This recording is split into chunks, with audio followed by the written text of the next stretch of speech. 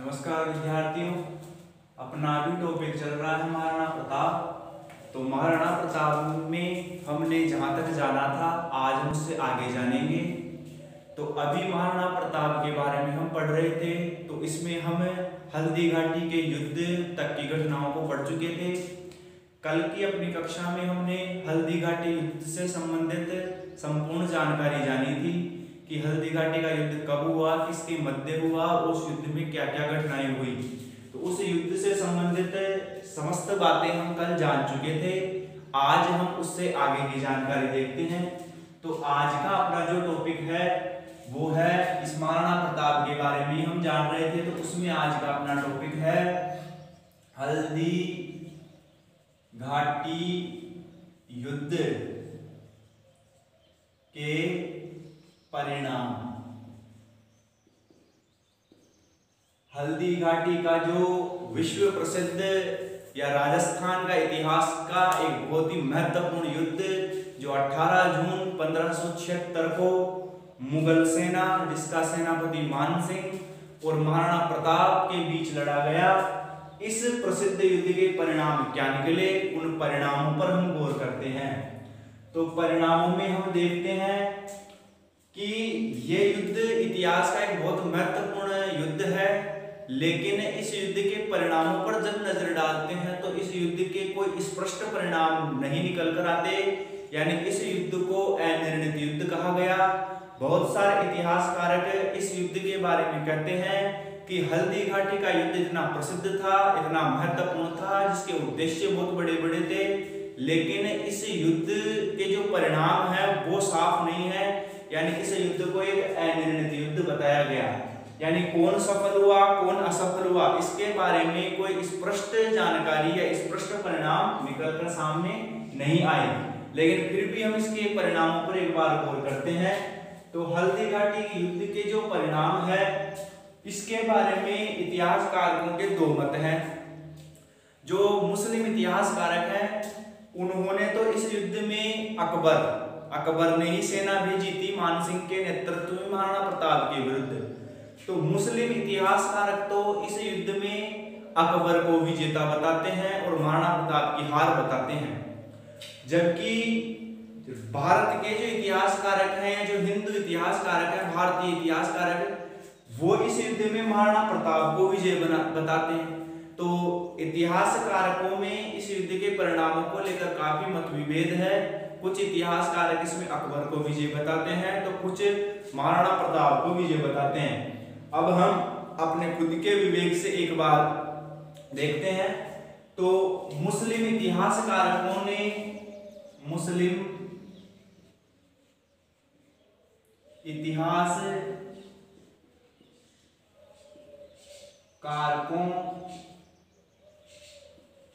के अनुसार देखते हैं हम एक बार मुस्लिम इतिहासकारों के अनुसार, उसके बाद में हम जानेंगे भारतीय इतिहासकारों के अनुसार।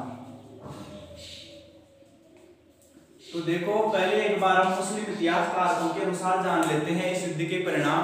वैसे तो ये युद्ध अनिर्णित था। इस युद्ध के परिणाम जब आपसे पूछे जाए तो आपको इसी प्रकार से बताना होगा कि यह युद्ध अनिर्णित युद्ध था।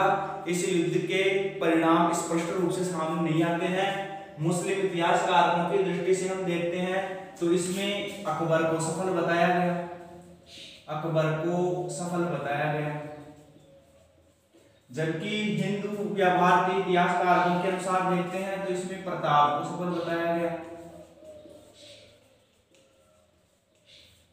अब अकबर को सफल बताए जाने के कारण क्या थे वो देखते हैं हम। मुस्लिम इतिहासकारों ने इस युद्ध में अकबर को सफल कैसे बताया।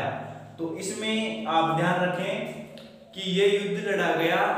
इस युद्ध के बाद क्या हुआ कि इस युद्ध में शुरू में तो प्रताप की सेना हावी रही, लेकिन बाद में मुगल सेना की संख्या ज्यादा थी, इसलिए मुगल सेना का प्रभाव ज्यादा हुआ और राजपूत सैनिक धीरे धीरे कम होते गए और वो हल्दी घाटी के मैदान को छोड़कर पहाड़ों में चले गए। बाद में पहाड़ों की तरफ मुगल सेना नहीं गई और प्रताप जंगलों में चले गए और अकबर की सेना वापस लौट गई। तो इस दृष्टि से मुस्लिम इतिहासकारों ने कहा कि हल्दी घाटी युद्ध में प्रताप की जो सेना थी वो युद्ध भूमि को छोड़कर वहां से भाग गई या वहां से चली गई। तो इस आधार पर वो अकबर को सफल बताते हैं कि अकबर की सेना जीती थी, प्रताप की जो सेना थी वो हल्दी घाटी युद्ध के मैदान को छोड़कर चली गई थी। इस आधार पर अकबर को विजयी माना गया। दूसरा पक्ष यह है कि मेवाड़ के ज्यादातर क्षेत्रों पर हल्दी घाटी युद्ध के बाद में मेवाड़ के जो ज्यादातर क्षेत्र थे, मुख्य मुख्य क्षेत्र जैसे चित्तौड़गढ़ का किला हो गया, उदयपुर के बहुत सारे क्षेत्र हो गए, मांडलगढ़ हो गया, इसके अलावा डूंगरपुर बांसवाड़ा के बहुत सारे क्षेत्र, राजसमंद के बहुत सारे क्षेत्र, यानी मेवाड़ के ज्यादातर क्षेत्रों पर मुगल सेना का अधिकार हो गया इस युद्ध के बाद में। क्योंकि महाराणा प्रताप और उसकी सेना तो युद्ध भूमि को छोड़कर पहाड़ों और जंगलों में चले गए थे, तो जो मेवाड़ का क्षेत्र था उसके ज्यादातर क्षेत्र पर मुगलों का अधिकार हो गया, कि मुगल सेना का अधिकार हो गया इस युद्ध के बाद में। वैसे तो मेवाड़ के कुछ क्षेत्रों पर महाराणा प्रताप से पहले उदय सिंह के समय से अधिकार था, लेकिन इस युद्ध के बाद में जो थोड़े बहुत क्षेत्र और बचे हुए थे उन क्षेत्रों पर भी मुगल सेना का अधिकार हो गया। तो इस दृष्टि से भी इसमें अकबर को सफल माना गया। ये दो दृष्टियां हैं। लेकिन जब हम भारतीय इतिहासकारों के मत को सुनते हैं तो उन्होंने प्रताप को सफल बताया। तो कैसे बताया कि किसी भी युद्ध के जो परिणाम है वो परिणाम निकाले जाते हैं उस युद्ध के उद्देश्यों के आधार पर, यानी युद्ध किसने किया और उस युद्ध को करने का उद्देश्य क्या था, उस उद्देश्य के आधार पर परिणाम निकाले जाते हैं। तो आप सबको पता है कि ये युद्ध किसने किया था, अकबर ने किया था। प्रताप ने पहल नहीं की थी। युद्ध की पहल किसने की थी, अकबर ने की थी। अकबर ने हल्दी घाटी युद्ध की पहल की और अकबर का इस युद्ध का जो उद्देश्य था, इस युद्ध का जो प्रमुख उद्देश्य था वो था प्रताप को मारना या अधीन करना। ये था। अकबर ने इस युद्ध की पहल की, यानी हल्दी घाटी युद्ध की शुरुआत अकबर ने की। अकबर ने ये युद्ध शुरू किया और अकबर का इस युद्ध को शुरू करने का, इस युद्ध को लड़ने का जो मुख्य उद्देश्य था वो उद्देश्य था प्रताप को मारना या अधीन करना। क्योंकि प्रताप ने अकबर की अधीनता स्वीकार नहीं की थी, जिससे अकबर क्रोधित था।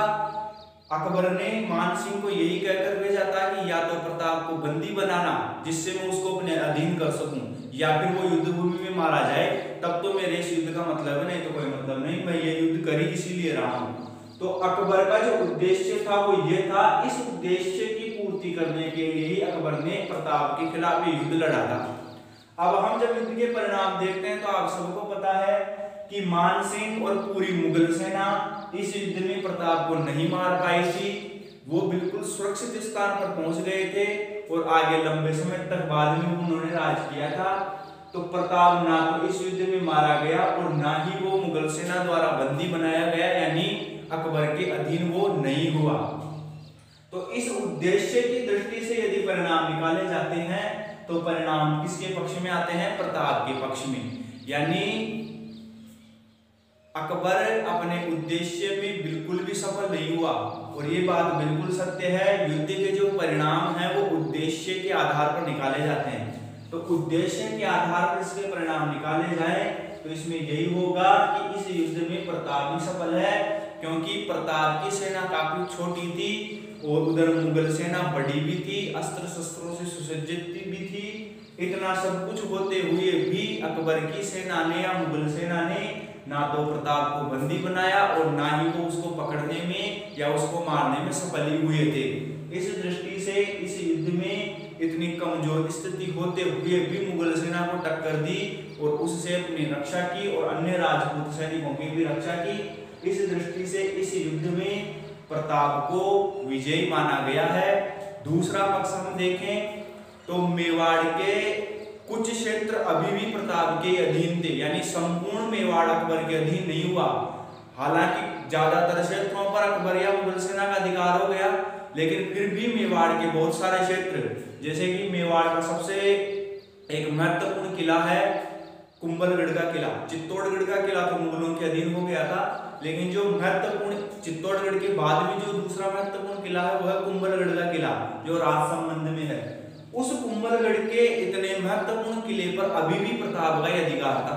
हल्दी घाटी युद्ध के बाद में भी कुंभलगढ़ के किले पर प्रताप का अधिकार था। इसके अलावा और भी बहुत सारे क्षेत्र जैसे चावड़ है, गोकुंदा है, और भी बहुत सारे क्षेत्र थे मेवाड़ के, उन सब पर अभी भी प्रताप का अधिकार था।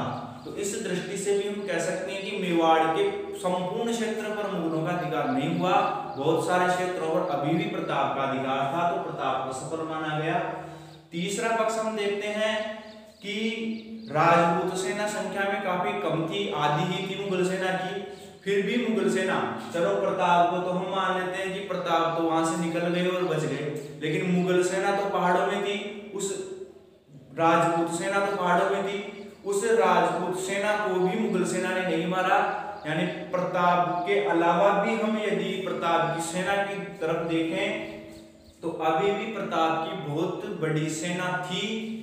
मुगल सैनिक पहाड़ों में जाकर उनसे यदि युद्ध लड़ते तो शायद आगे और कोई परिणाम निकलता, लेकिन मुगल सैनिक पहाड़ों में गए नहीं और वो प्रताप की सेना से लड़े नहीं, तो अभी भी प्रताप की बहुत सारी सेना थी। तो उस दृष्टि से भी यानी प्रताप की संपूर्ण सेना का विनाश मुगल नहीं कर पाए, संपूर्ण सेना को वो नहीं कुचल पाए। इस आधार पर भी हम इसमें प्रताप को सफल देखते हैं। तो वैसे तो ये युद्ध अनिर्णित था, इसमें सफलता का पता नहीं है, लेकिन अगर खुद के विवेक से और उद्देश्य की दृष्टि से देखा जाए तो हम भी ये कह सकते हैं कि इस युद्ध में ज्यादा जो पक्ष है वो प्रताप के पक्ष में ही है। इस युद्ध में महाराणा प्रताप को ही विजयी माना गया है, क्योंकि दोनों की शक्ति और स्थिति की तुलना की जाए तो अकबर की शक्ति बहुत ज्यादा थी। इतनी शक्ति होने के बावजूद भी वो प्रताप को अधीन नहीं कर पाया। इस दृष्टि से तो अकबर इस युद्ध में हारा हुआ ही समझा जाएगा। यानी ज्यादातर पक्ष इस युद्ध में प्रताप को ही विजय मानते हैं। केवल कुछ एक मुस्लिम इतिहासकार उनको छोड़ दो आप, बाकी भारत के ज्यादातर इतिहासकार इस युद्ध में महाराणा प्रताप को ही विजयी मानते हैं। तो इस युद्ध का परिणाम जो भी निकला हो, इस युद्ध का जो मुख्य परिणाम वो यही था कि इस युद्ध में प्रताप ही सफल रहा।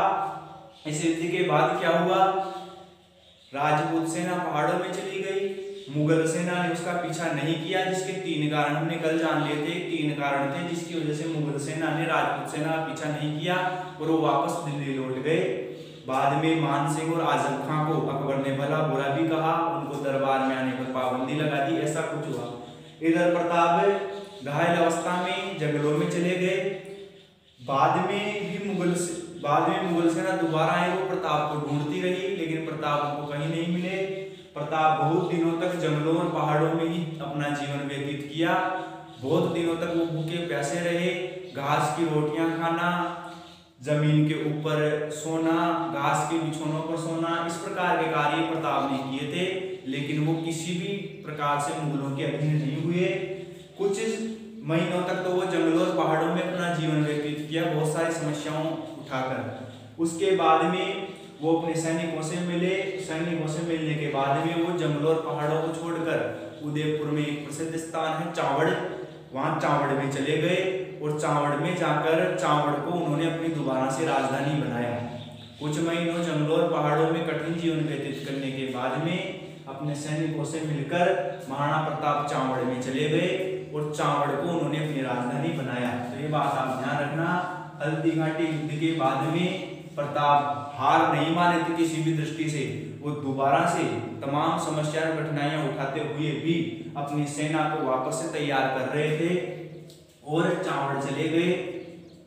चावड़ स्थान पर उदयपुर में, और इस चावड़ को अपनी राजधानी बनाया।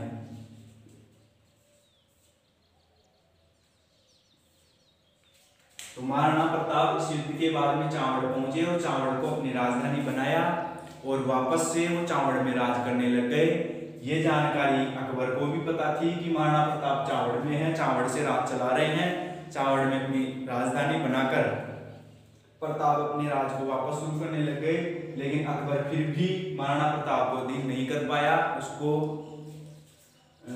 बंदी नहीं बना पाया। तो ये इस युद्ध के प्रमुख परिणाम है। अब आप आगे अपना अगला पॉइंट लेते हैं। तो हल्दी घाटी युद्ध के परिणाम अपने कंप्लीट हो गए हैं। अब इस टॉपिक में महाराणा प्रताप में आगे का पॉइंट लेते हैं हम।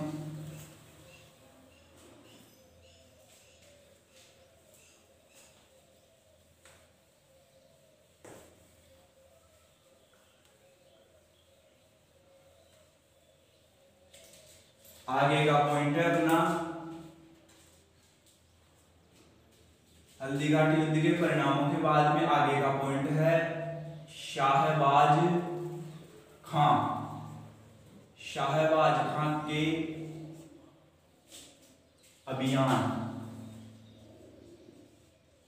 शाहबाज खां के अभियान महाराणा प्रताप के इस टॉपिक में अगला पॉइंट है अपना शाहबाज खां के अभियान।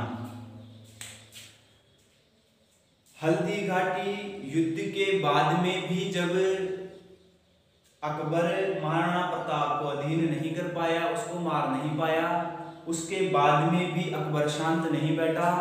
अकबर किसी भी तरह से महाराणा प्रताप को अधीन करना चाहता था। अकबर ने भारत के या राजस्थान के बहुत सारे राजा महाराजाओं को अपने अधीन कर लिया था, एक महाराणा प्रताप को छोड़कर। तो अकबर के मन में ये बात बैठी हुई थी कि एक छोटे से राज्य मेवाड़ का राजा महाराणा प्रताप मेरे अधीन नहीं हुआ, ये मेरे लिए बहुत बड़ी शर्म की बात है। इसलिए महाराणा प्रताप अकबर कभी भी शांत नहीं बैठा और उसने हल्दी घाटी युद्ध के बाद में भी महाराणा प्रताप को अधीन करने के लिए कई प्रयास किए। कुछ महीनों तक तो महाराणा प्रताप छिपके रहे, लेकिन उसके बाद वो सामने आ चुके थे। चावड़ को अपनी राजधानी बनाकर राज चला रहे थे, तो महाराणा प्रताप वापस से सामने आ चुके थे। तो सामने आते अकबर ने वापस से उसके खिलाफ प्रताप को अधीन करने के लिए तरह तरह के अभियान किए। तो अगला अभियान किया शाहबाज खां के नेतृत्व में महाराणा प्रताप को पूरी तरह से कुचलने के लिए या महाराणा प्रताप को मारने के लिए या उसको अधीन करने के लिए अब की बार अकबर ने शाहबाज खां के नेतृत्व में सेना भेजी महाराणा प्रताप के विरुद्ध। तो शाहबाज खां को भेजा गया था 15 अक्टूबर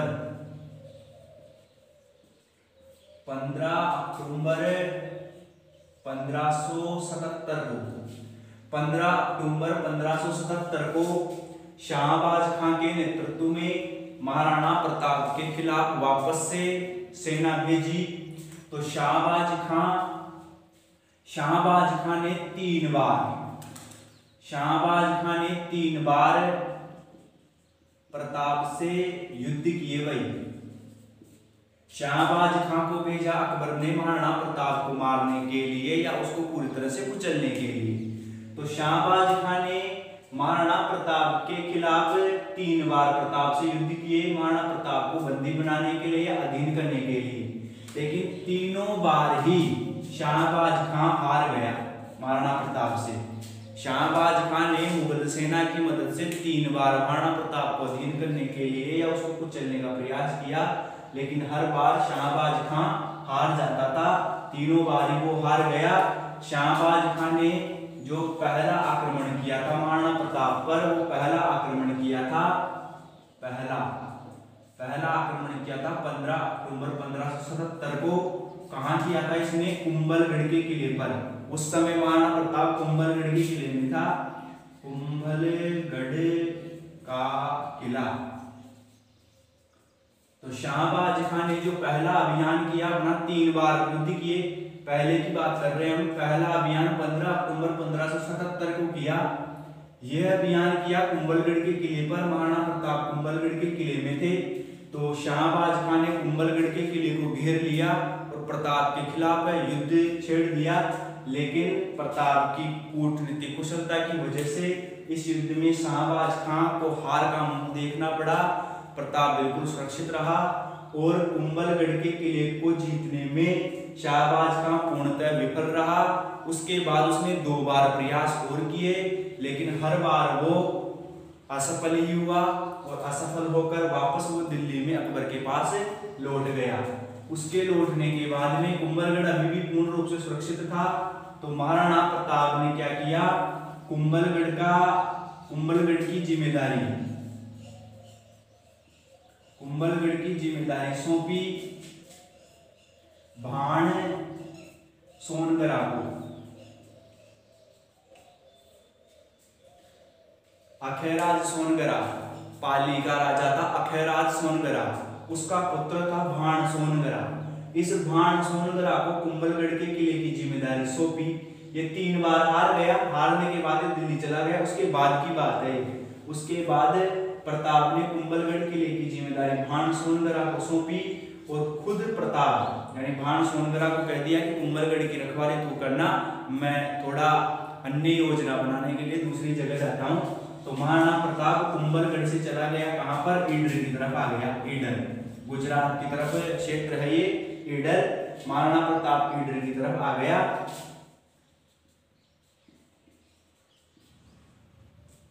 यानी कुंभलगढ़ के किले की जिम्मेदारी भाण सोनगरा को सौंपकर प्रताप ईडर की तरफ आ गया। और ईडर में एक गांव है जिसका नाम है चूलिया गांव। ईडर में एक गांव है, ये गांव है चूलिया गांव। इस चूलिया गांव में महाराणा प्रताप आ गया। अब इस चूलिया गांव में महाराणा प्रताप की भेंट हुई, प्रताप की भेंट हुई। इस चूलिया गांव में महाराणा प्रताप आके ठहर गया। महाराणा प्रताप की भेंट या उसकी मुलाकात हुई उसके ही 2 सामंतों, एक का नाम था भामा शाह, भामा शाह से, और दूसरा था उसका भाई ताराचंद, ताराचंद। भामा शाह कौन था? भामा शाह महाराणा प्रताप का ही एक सामंत था। हल्दी घाटी के युद्ध में इस भामा शाह ने महाराणा प्रताप की सहायता भी की थी अपनी सेना के साथ। ताराचंद कौन था? ताराचंद महाराणा प्रताप का छोटा भाई था। तो चूलिया गांव में जब महाराणा प्रताप आए तो महाराणा प्रताप से शाहजहां ये भामा शाह और ताराचंद की भेंट हुई। भामा शाह और ताराचंद महाराणा प्रताप से मिलने आए। अब यहाँ पर एक बहुत बड़ा कार्य हुआ। उस समय महाराणा प्रताप की जो आर्थिक स्थिति थी, पैसों की स्थिति थी, वो काफी कमजोर थी, क्योंकि लगातार मुगलों से लड़ने की वजह से महाराणा प्रताप की आर्थिक स्थिति बिल्कुल कमजोर हो चुकी थी। मेवाड़ के अधिकतर क्षेत्रों पर मुगलों का अधिकार हो चुका था। तो महाराणा प्रताप की जो आर्थिक स्थिति थी वो बहुत कमजोर हो चुकी थी। उसकी जो सेना थी वो भी बहुत छोटी ही रह गई थी। तो ये दोनों मिले और भामा शाह और ताराचंद ने क्या किया, इसमें ताराचंद का तो कम योगदान है, भामा शाह मुख्य है। तो भामा शाह ने क्या किया, भामा शाह ने प्रताप की आर्थिक सहायता की।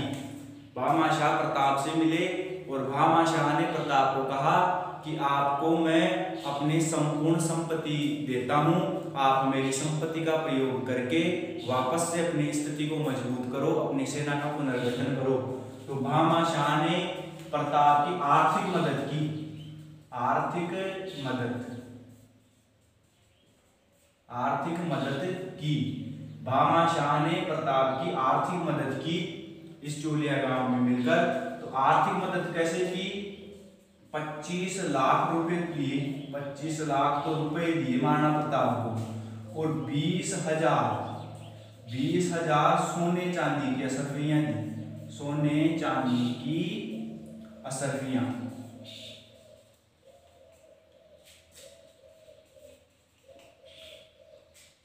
भामा शाह ने महाराणा प्रताप की आर्थिक मदद की।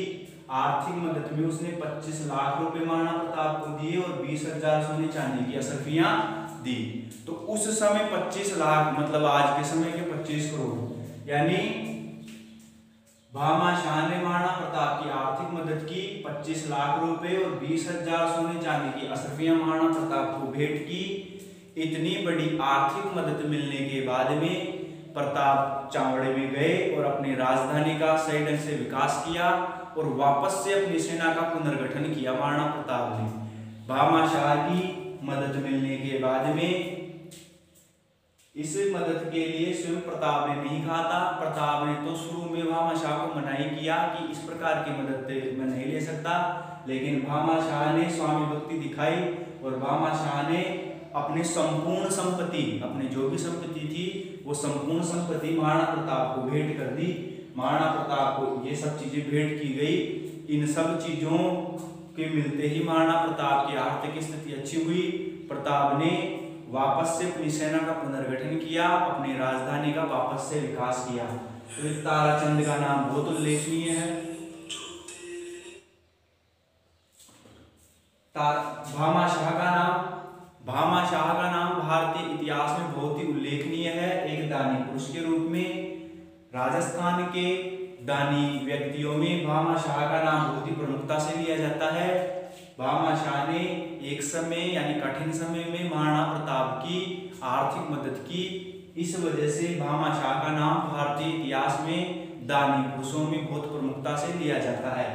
आज भी वर्तमान समय में भी यदि कोई व्यक्ति दान करता है तो उसके लिए भामा शाह शब्द आज भी यूज में लिया जाता है। आपने सुना होगा कोई भी दानी पुरुष होता है तो उसके लिए यही कहा जाता है कि बहुत बड़ा भामा शाह है भाई, बहुत सारे भामा शाह बैठे हुए हैं दान कर रहे हैं, ये शब्द आपने सुना होगा। तो भामा शाह कौन था आपको पता है? प्रताप का एक सामंत था और एक समय कठिन समय जब महाराणा प्रताप कठिन समय से गुजर रहे थे उस समय भामा शाह ने अपने संपूर्ण संपत्ति का दान महाराणा प्रताप को दिया था और उसकी वजह से महाराणा प्रताप ने वापस से अपनी शक्ति का पुनर्गठन किया था। तो ये आप ध्यान रखना। आगे देखो,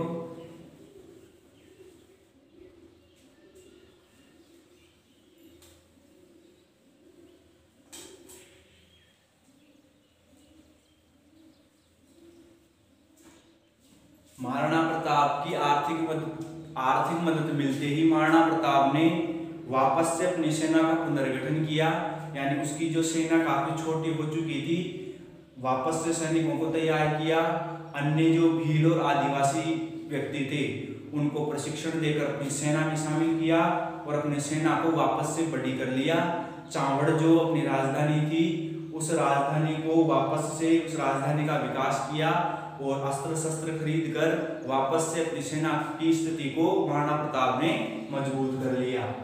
अब 1582 का समय हुआ, 1582 ईस्वी। 1582 ईस्वी के समय में सेना का पुनर्गठन कर चुके थे प्रताप की सेना वापस से मजबूत हो चुकी थी। सेना के मजबूत होते ही महाराणा प्रताप ने मुगलों के खिलाफ लड़ाई लड़नी शुरू कर दी।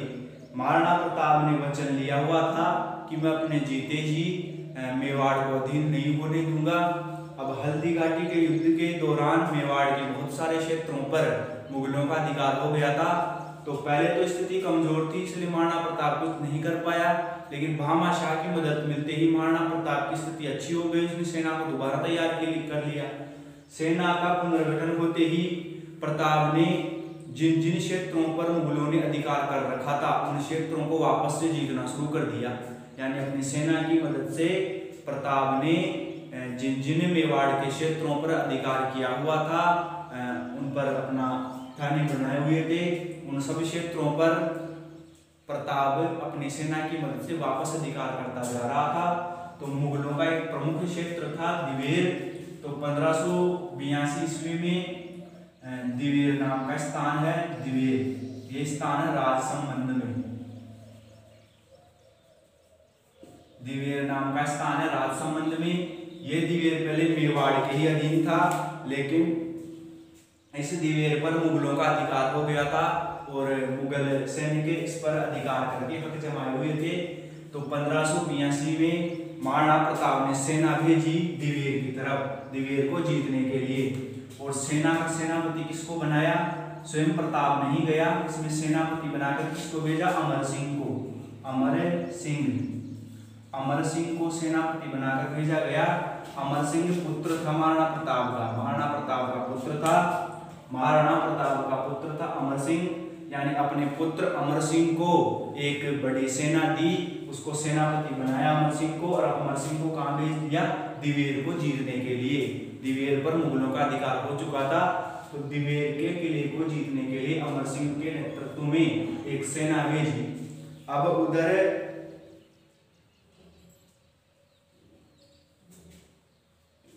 इधर दिवेर पर अधिकार कौन कर रखा था? अकबर का चाचा था। अकबर का चाचा सुल्तान खान। इस सुल्तान खान ने इस दिवेर के किले पर अधिकार कर रखा था। अकबर का चाचा था सुल्तान खान। इस सुल्तान खान ने दिवेर पर अधिकार कर रखा था। तो प्रताप ने सेना भेजी अमर सिंह के नेतृत्व में। 1582 में सुल्तान खान और अमर सिंह के बीच युद्ध हुआ। इस युद्ध को कहते हैं दिवेर का युद्ध। सुल्तान खान जो अकबर का चाचा था, यानी मुगल सेना का एक प्रसिद्ध सैनिक था, इसके बीच में और अमर सिंह के बीच में युद्ध हुआ। इसे दिवेर का युद्ध कहते हैं। इस युद्ध में अमर सिंह ने बहुत बहादुरी दिखाई और मुगल सेना को परास्त कर दिया, यानी सुल्तान खान को मार दिया। सुल्तान खान घोड़े पर बैठा हुआ था। अमर सिंह ने बहुत ही शक्तिपूर्ण तरीके से, अत्यधिक शक्ति से सुल्तान खान की तरफ अपना भाला फेंका। तो सुल्तान खान को चीरता हुआ भाला उसके घोड़े को भी लग गया। घोड़ा और सुल्तान खान दोनों उसी समय तुरंत मर गए। और इस युद्ध में, यानी दिवेर के युद्ध में, महाराणा प्रताप की सेना यानी अमर सिंह की जीत हुई। और इस दिवेर पर मुगलों का अधिकार हो चुका था। इस दिवेर पर दोबारा से महाराणा प्रताप ने वापस अपना अधिकार कर लिया, यानी दिवेर को मुगलों के हाथों से मुक्त करवा लिया। इसे कहते हैं दिवेर का युद्ध। दिवेर का युद्ध 1582 ईस्वी में लड़ा गया था। नेतृत्व अमर सिंह ने किया था। अब इस दिवेर के युद्ध को कर्नल टोड नाम के इतिहासकार हैं। राजस्थान के आधुनिक इतिहासकारों में कर्नल टोड का नाम प्रमुखता से लिया जाता है। तो कर्नल टोड नाम के इतिहासकार ने इस दिवेर के युद्ध को क्या कहा? मेवाड़ का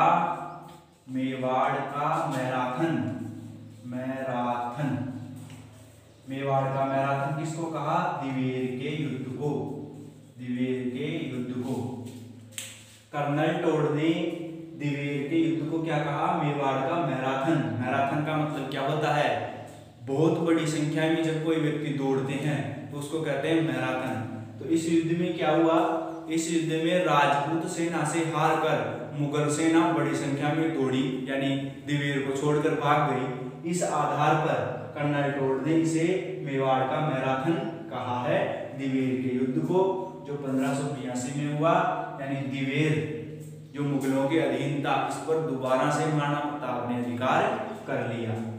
दिवेर पर अधिकार होने के बाद में महाराणा प्रताप ने अपने सैनिक अभियानों से और भी जो मेवाड़ के क्षेत्र थे उन सब पर भी धीरे धीरे अधिकार करना शुरू कर दिया। यानी मेवाड़ के और भी जो क्षेत्र थे, प्रमुख क्षेत्र थे, उन सब पर भी महाराणा प्रताप ने अपनी सेना की मदद से दोबारा धीरे धीरे अधिकार शुरू कर दिया। आगे देखते हैं अगला पॉइंट अपना।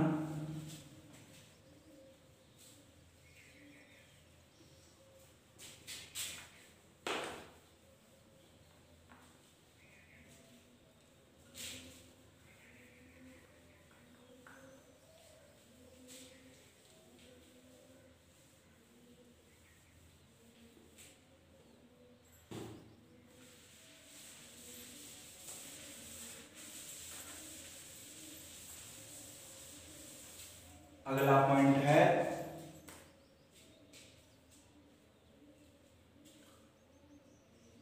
प्रताप के विरुद्ध अकबर का अंतिम अभियान।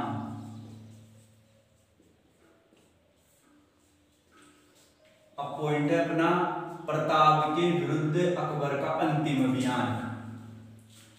अकबर महाराणा प्रताप को कैसे बेदीन करना चाहता था? मान सिंह को भेजा, शाहबाज खां को भेजा, इसके अलावा और भी भगवत दास हैं, और भी बहुत सारे उसके सैनिक थे जिनको अकबर ने मुगल सेना देकर प्रताप के विरुद्ध भेजी थी, प्रताप को अधीन करने के लिए। लेकिन जिसको भी भेजा जाता वो निराश होकर ही अकबर के पास लौटता था। तो अकबर ने प्रताप के विरुद्ध यानी प्रताप को अधीन करने के लिए अंतिम अभियान किया। तो अंतिम अभियान कब किया उसने? 1585 को। 1585 प्रताप के विरुद्ध अकबर का अंतिम अभियान कब हुआ? 1585 ईस्वी को हुआ। और अंतिम अभियान में किसको भेजा गया? अब की बार भेजा गया जगन्नाथ। जगन्नाथ कछवाह को, जगन्नाथ कछवाह को सेना देकर महाराणा प्रताप के विरुद्ध भेजा गया।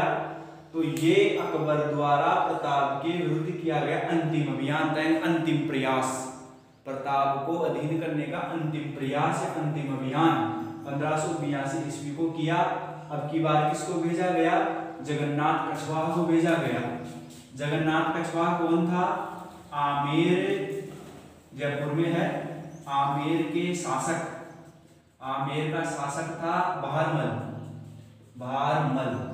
भारमल के बारे में आप सुने हुए हो। भारमली वो पहला राजा था राजस्थान का पहला राजपूत राजा भारमल। इसी ने सबसे पहले अपनी पुत्री का विवाह अकबर के साथ किया था। यानी पहला राजपूत जिसने अपनी पुत्री का विवाह मुगलों से किया था, यानी अकबर से किया था, वो था भारमल। भारमल की पुत्री थी जोधाबाई। उस जोधाबाई का विवाह भारमल ने अकबर के साथ किया था। तो इस भारमल का छोटा पुत्र था, छोटा पुत्र। तो जगन्नाथ कछवाह है आमेर के शासक भारमल का छोटा पुत्र था। इस जगन्नाथ कछवाह को अकबर ने प्रताप को अधीन करने के लिए अंतिम प्रयास किया, अंतिम अभियान किया। तो इसने 6 दिसंबर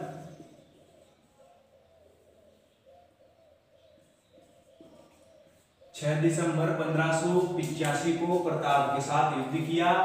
इस युद्ध में भी अब प्रताप की सेना अब तक तो काफी मजबूत भी हो चुकी थी। तो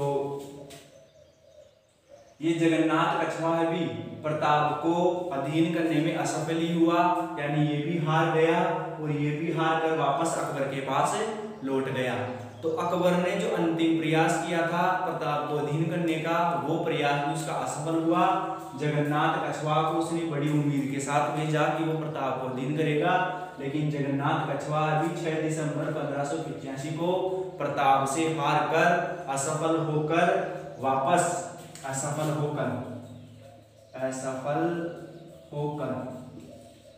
अकबर के पास पहुंच गया। अकबर के पास जब जगन्नाथ कछवाह पहुंचा तो अकबर को अब विश्वास हो गया कि प्रताप को अधीन करने का जो उसका ख्वाब है वो ख्वाब ही रहेगा, वो प्रताप को अधीन नहीं कर सकता। ये बात स्वयं अकबर ने भी स्वीकार कर ली और अकबर ने सोच लिया कि प्रताप एक स्वतंत्रता प्रिय शासक है। मैंने इतने प्रयास किए, प्रताप जैसा राजा मेरे से अधीन नहीं हुआ, तो ये अधीन होगा भी नहीं। तो अकबर ने फिर तभी से प्रताप के विरुद्ध कोई अभियान नहीं किया और उसने प्रताप को अधीन करने का जो अपना सपना था उस सपने को भी छोड़ दिया। और अकबर ने 1585 के बाद में प्रताप के विरुद्ध कोई सैनिक अभियान नहीं किया। वो अपने जीते जी प्रताप को कभी भी अधीन नहीं कर पाया। प्रताप बिल्कुल स्वतंत्र ही था और स्वतंत्र ही रहा। वो कभी भी मुगलों के सामने नहीं झुका, मुगलों के अधीन नहीं हुआ। तो प्रताप एक ऐसा ही शासक था कि जिस समय राजस्थान के राजा अकबर या मुगलों के साथ शादियां कर रहे थे, अधीनताएं स्वीकार कर रहे थे, उस समय भी प्रताप जैसा शासक जिसकी स्थिति इतनी कमजोर हुई, आर्थिक स्थिति उसकी बिल्कुल कमजोर हो गई, क्षेत्र से वो निकाल दिया गया, जंगलों पहाड़ों में रहकर तरह तरह की समस्याएं कठिनाई उठाई। इतना होते हुए भी प्रताप ने कभी अपनी सेना को या अपनी मातृभूमि को या अपनी पगड़ी को मुगलों के आगे कभी भी झुकने नहीं दिया। अपने